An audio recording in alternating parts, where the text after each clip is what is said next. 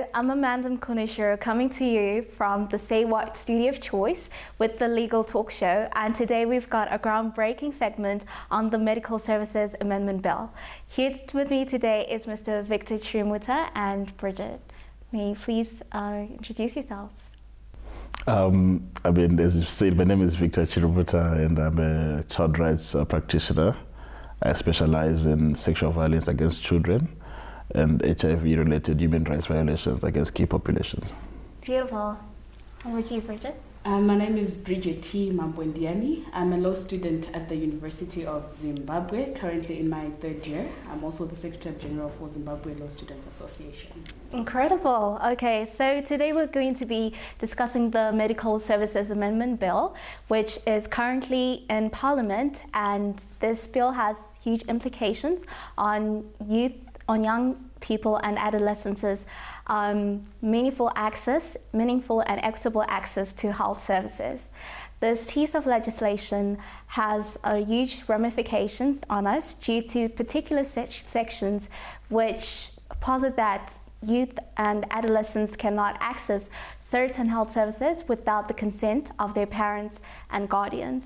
And this is key to SAYWHAT as an organization which has historically stood out as a reproductive health movement. And today it was very important for us to bring in some legal experts to share an analysis on the bill.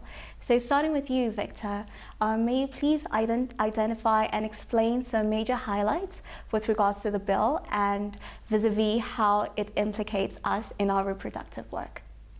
The bill in its current state, long and short, looks at children as sexual beings and adolescents. It presupposes that adolescents do not have developmental sexual capacity over the years. And that ultimately, one day when they turn 18, they are then in a position to access sexual and reproductive health rights services, which is not true. Which is not true. I think we need to look at the evolving capacity of adolescents from the get-go. So to put in provisions that curtail their access to services is careless. It is also a big recipe for disaster.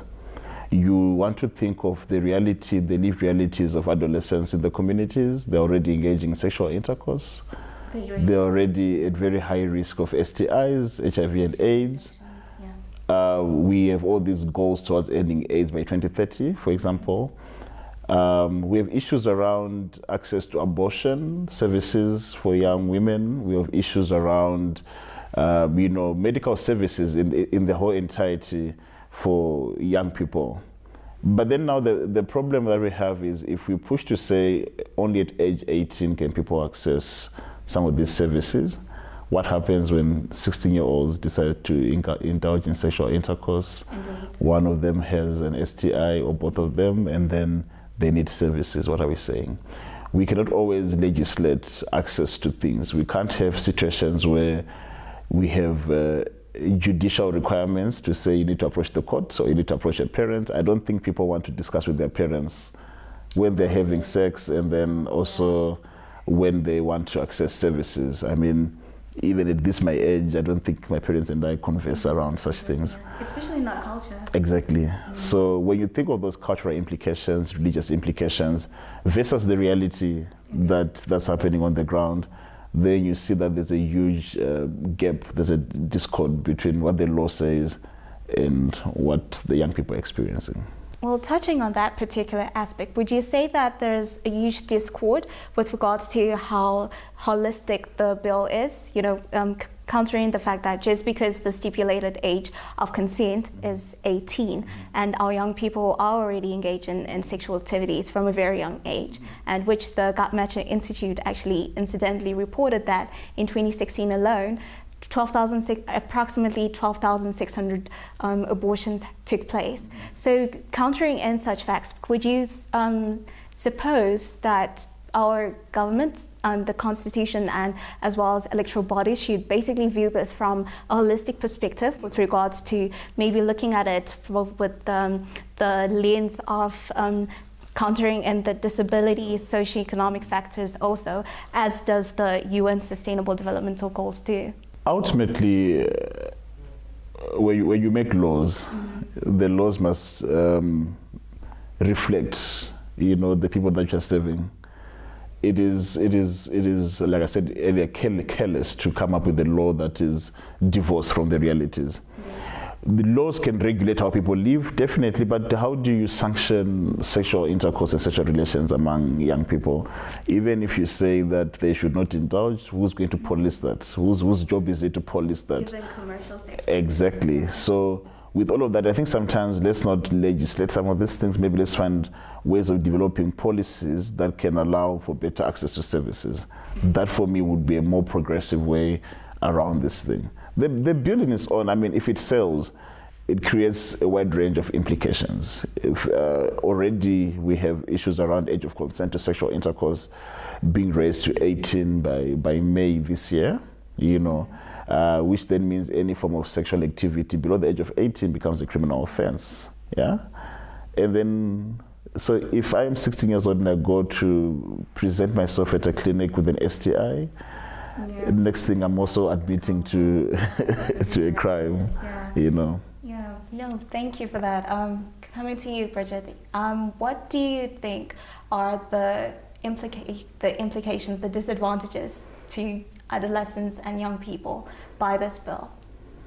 Okay, so if this bill passes into a law, we are looking at a scenario whereby young people, the adolescents, are no longer able to access services that cater for their sexual and reproductive health rights. So we are looking at a scenario whereby as a 16-year-old, it is presumed that I am not yet engaging in sexual activities, but yet on the ground, I am indulging in sexual activities. And we're also looking at a scenario whereby we're coming from communities where culturally, I am presumed not to be doing it. But people are forgetting that there is now this generational gap. And it's no longer during those times when it used to be a taboo for children to be indulging in sex. We are in the digital era. Yeah. As young people, we have learned a lot, and we are experimenting a lot. And have also adopted Western cultures and ideals too. Exactly. So we are looking at a scenario whereby there is no balance between those things. What's happening in the community and what the law is saying, it does not tally at all. We are looking at a scenario whereby if this bill passes into law, it will mean that there will be an increment in cases of child pregnancies, for example. Because if a young person indulges in sex and they do not have access to contraceptives, at the end goal is that obviously they'll end up having unwanted pregnancies. We are looking at a scenario whereby as a young person, even if I am saying, okay, I am sexually active, I want to protect myself, I cannot go directly and claim to have those contraceptives that I need. And really, as young people in this era, it's something that I don't think anybody has the guts to walk up to their parent and say, Mom, please accompany me to the clinic because I want to get some condoms. Because it just doesn't happen like that in our cultures. So the implications of this bill are going to be it's going to have a detriment on the livelihoods of young people. We are looking at an increment in child marriages. We are looking at spread of STIs, even increasing in HIV. And like you were saying, that we are looking at a situation whereby we have the goal 2030, whereby we want to have eradicated HIV by then. But if we are still putting laws such as this, it means that the laws and the situations of the communities is not moving together. Indeed, yeah, especially in regards to our young people being sexually active. I actually had the privilege of doing some advocacy in the awareness campaigns catering to sexual reproductive health a year back as I was doing the Millennium Fellowship. And, our 13-year-olds were asking me, so then how do I access these sexual reproductive health services, considering that I'm a minor and I can't exactly go to my parents to talk about this? And this really is a key issue which, if it's not addressed holistically, it's the kind of problem that will tap over to every other facet and tangent of one's life. And I really do hope our electoral bodies to take that into account. Going back to you, Victor, what do you think civil society organizations should be engaged in doing in this current moment, giving account of this bill? I mean, we are in the place where we know the realities from the communities. I like that you said that, for example, SAYWHAT has been working around this for years now, even at regional level, which means that they have data around the incidents and demographics and everything, which data can be used maybe to counter some of the arguments that are presented in the bill. To come up to say, okay, on one end, you people are saying that children cannot access before the age of 18, but what should happen to these 22,000 or 80,000 children that we hoped in the past year would need access to services? So data is very, very important in coming up with plausible arguments and everything. I think we need to go beyond the era of just making noise. All noise must be backed by data. Indeed. Where is the data? Where are the stats? Where's the research? So a lot of times I know people just say Ajite, but why? Bring the arguments behind it. So we need to invest in research. We need to invest in proper data collection. We need also to present our own position on these things. But to speak with one voice, I think mostly for CSOs, because our efforts are very fragmented. So you in your little corner there, you believe you are the one with the sole mandate to address this issue. So you try to do it in Mzarabani there. This one is coming up deep in Torashanga. This one is in Lotito. So at the end of the day, small voices, you know what I mean? But maybe let's come up with a common position. What are we saying about these issues? And with that position, then it's also easy to speak with one voice, one combined voice. We can put resources together to say, maybe let's push for an amendment of the amendment bill. I mean, no law is cast in stone. Even cultures are cast in stone. Everything is amendable. So even this, I really believe if we put our efforts together, we could probably come up with a situation where we find a balance in the drafting of the law. The law was drafted someplace, I don't think any adolescents were involved in that. But maybe let's also bring to the fore the voices of the young people themselves. I think I always say, in child rights, I say I'm tired of speaking on behalf of children. They can speak their own opinions on their issues. What my role is to create a platform for them to speak, which is what we need to do. Indeed. Let's give platform to the young people, to the adolescents, to speak about their realities. We are not adolescents. Indeed. We can only create spaces. You're watching the Legal Talk Show with support from the Swedish Embassy in Zimbabwe, and you're watching the Legal Talk Show today, and we're talking about the Medical Services Amendment Bill, and we'll be taking a short break momentarily. Please stay tuned. And don't forget to dial 577 for psychosocial support, and follow us on our social media handles at SAYWHAT on Twitter, as well as SAYWHAT on Facebook and YouTube.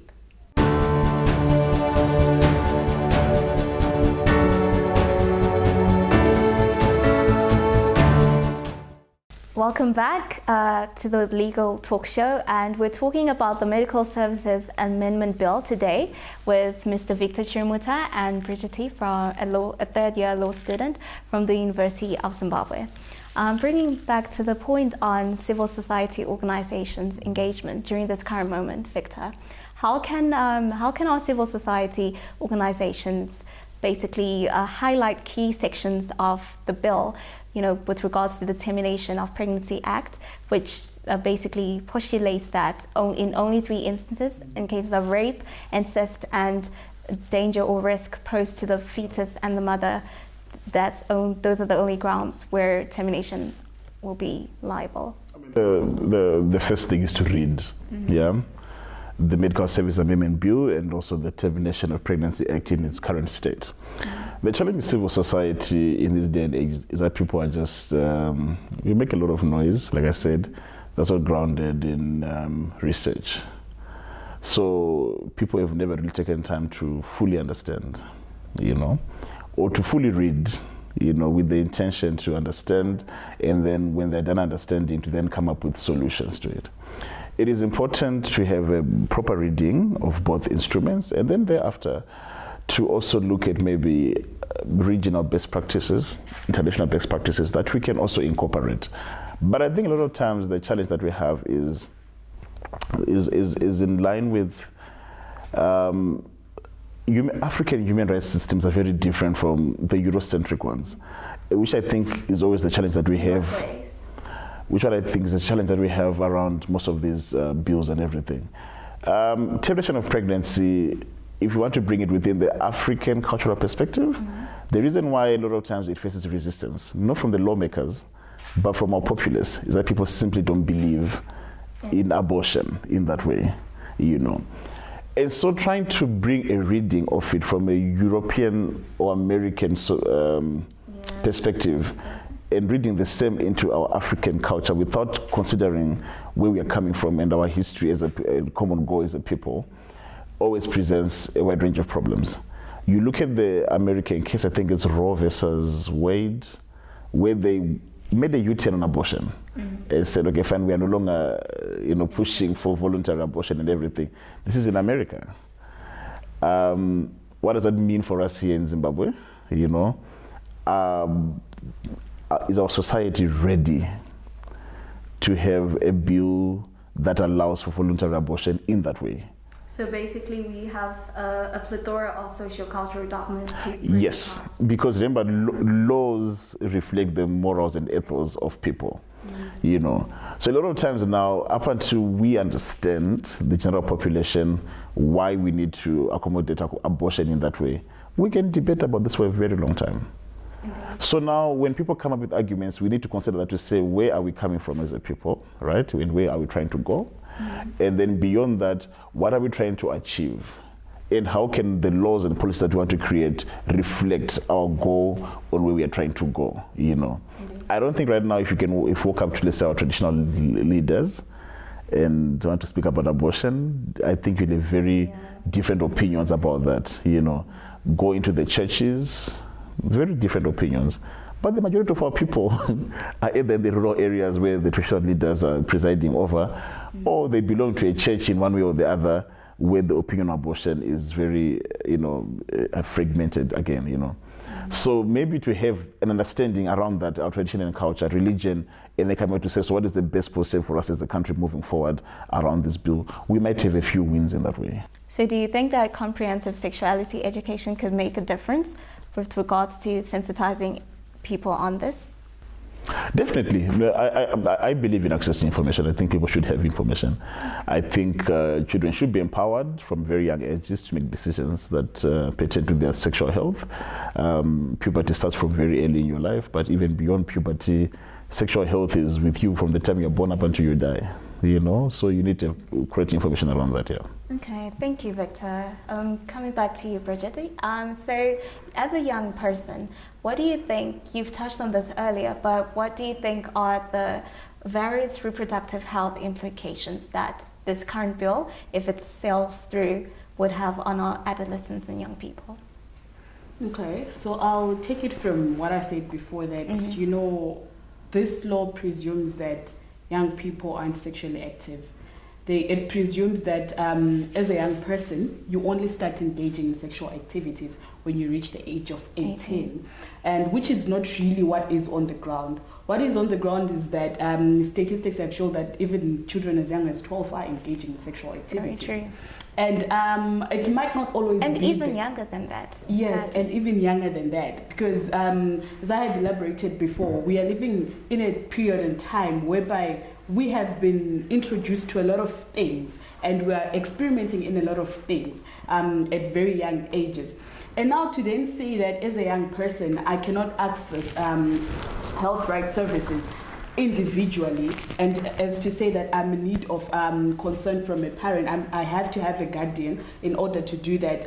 It's really going to have detrimental effects on young people, because we are looking at a scenario whereby, like I've elaborated before, that it's not an easy task for a young person to walk up to a parent and ask them that I want you to accompany me to this to the clinic because I want to access ABCD, because you are already agreeing that I'm having sex. Yeah. It's simply saying, hi mom, I'm having sex, and we know how our African parents will react to that. So we are looking at a situation whereby if young people aren't given this access to these services, there is definitely going to be an increment in early pregnancies, unwanted pregnancies, because you do not have the opportunity to get contraceptives or to protect yourself from such. We are looking at a scenario whereby HIV, STIs, it's going to increase because, like I said, young people are engaging, but at the same time, you are saying that you can't have that right to access what you need to keep yourself safe. So we are looking at a scenario whereby, if automatically, if early pregnancies, if the spread of STIs is going to increase, it goes together with the increase of poverty. And that's something that will not run away from in the near future.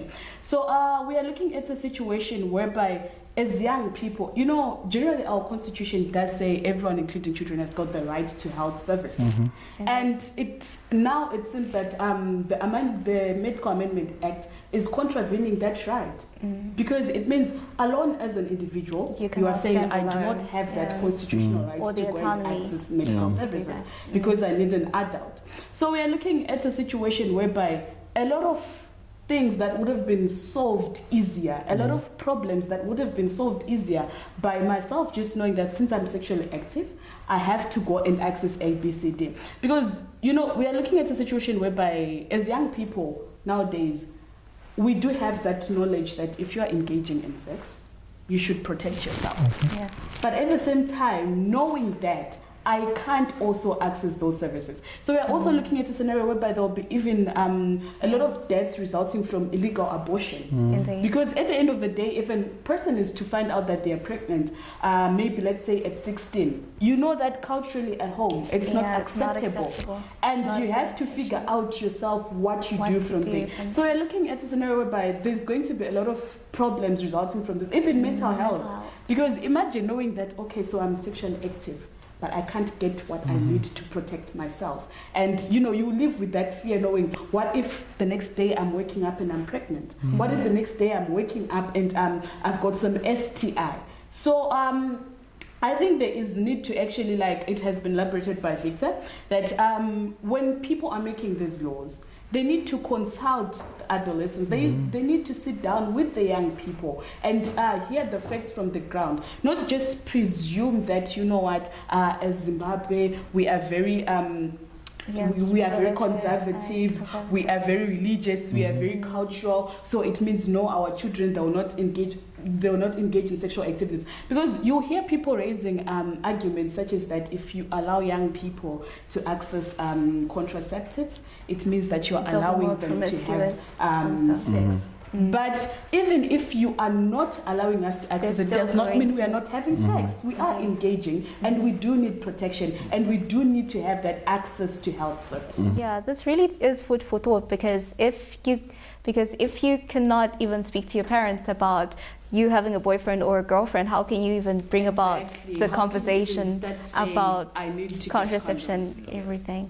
Yeah, so thank you very much for tuning in to the Legal Talk Show today. And we're discussing the Medical Services Amendment Bill.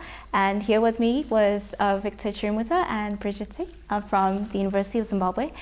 Do remember to dial 577 for psychosocial support, and check us out on our social media handles at SAYWHAT on Twitter, as well as SAYWHAT on Facebook and YouTube. Thank you.